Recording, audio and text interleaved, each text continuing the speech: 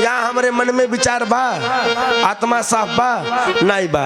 अरे जब दिल की कोठरिया साफ नहीं तब गंगा नहाए का होई, तब गंगा नहाए का होई। जब दिल की कोठरिया साफ नहीं, जब दिल की कोठरिया साफ नहीं हौ गंगा नहाए का होई, तब गंगा नहाए का होई। तब गंगा नहाए का होई, तब गंगा नहाए का होई। जब दिल में जब विचार नहीं है, जब जब करेजा जब सही नहीं है, साफ नहीं है, तो गंगा जी में नहाइए तो शंकर जी के पूजिए, केहू नहीं है सुने वाला है। जब कपट भरा रहेगा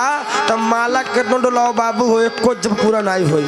कहा गया है ना, जब कपटा का तारानी चलत रही, जब कपटा तरनी चलत रही, जब कपट कतरनी चलत रही, जब कपट तरनी चलत रही।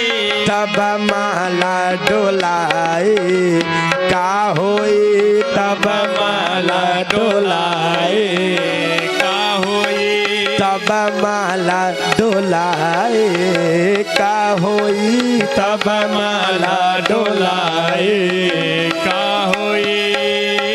मन में कपट भाव भरा हुआ है, भगवान का रोज पूजा कर टीका लगा के कौनो भाव नहीं खे तो कौनो फल भी नहीं मिलेगा।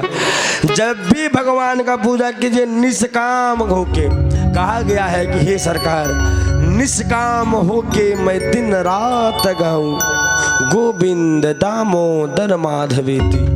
देहांत काले तुम सामने हो, बंसी बजाते मन को लुभाते।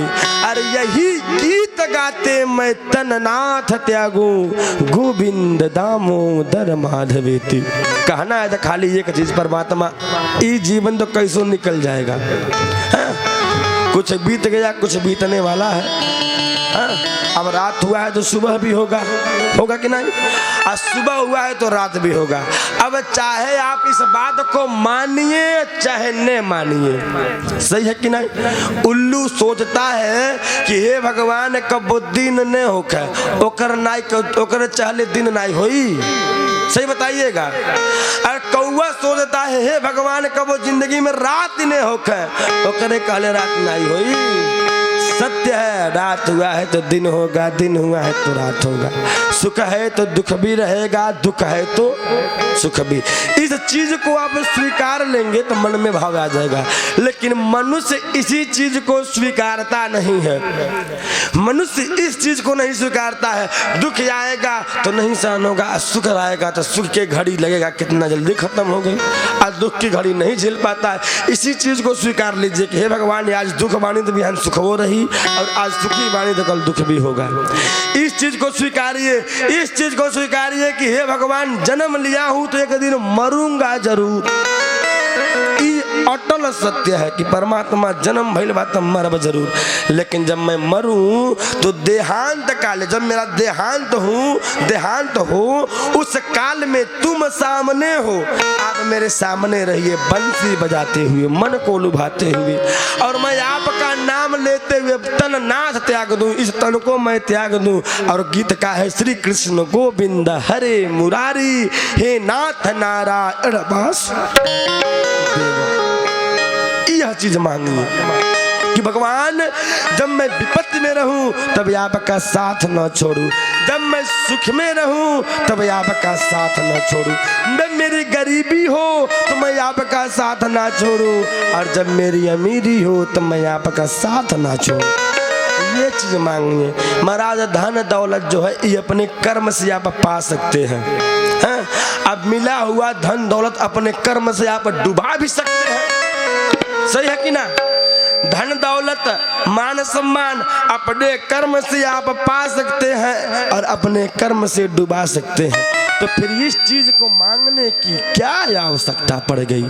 मांगना है तो परमात्मा का साथ मांगिए। और एक बार परमात्मा अगर आपके साथ हो गए तो फिर आप जिस चीज की इच्छा नहीं करेंगे वह चीज भी परमात्मा बिना मांगे आपको देंगे। कथा तो भी यही कह रही कि ध्रुव जी के मन में किसी चीज की इच्छा नहीं थी, लेकिन आज बिना मांगे उन्हें वैकुंठ मिला, एक लोक ध्रुव लोक मिला, पिता का राज सिंहासन मिला, सब कुछ मिल गया बिना मांगे। क्यों? क्योंकि इनके मन में निस्वार्थ भाव था। इसीलिए जब मनुष्य जब भगवान या किसी भी देवी या किसी भी देवता का पूजा करे तो उसे चाहिए कि वह भी निस्वार्थ भाव से भगवान का जप करे, निस्वार्थ भाव से निस्वार्थ भाव से भगवान का पूजा करे। मन में किसी प्रकार का स्वार्थ नहीं होना चाहिए, जिस प्रकार से ध्रुव जी का नहीं था। प्रेम से बोलिए भक्त वत्सल भगवान की। और जब भगवान इनको वरदान दिए, अंतर ध्यान हो गए, ध्रुव जी घर